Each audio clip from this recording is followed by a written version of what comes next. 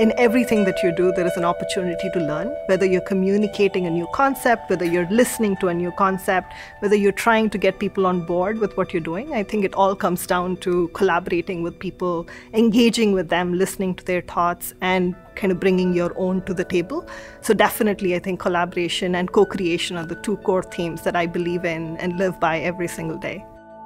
Design is usually misunderstood as designing a product. I think designing is everything from your thoughts to your ideas to the way you communicate. How do you design that communication? And I think design is a core part of everything that you do, and it's the way you kind of package your ideas.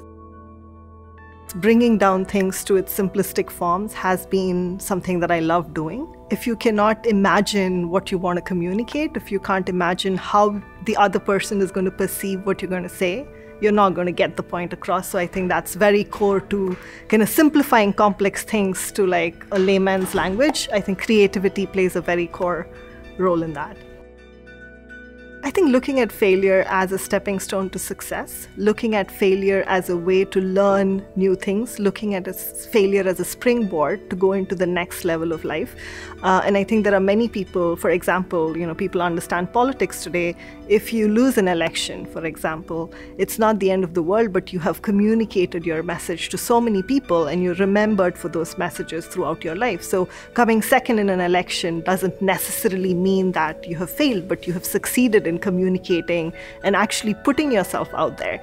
So I think it's just a change of perspective. So everything that you do, if you just kind of have the intention to learn and to ensure that that intention is going to help you go to the next step in life, I think that definitely will help you ward failure, but look at every single thing as a learning opportunity.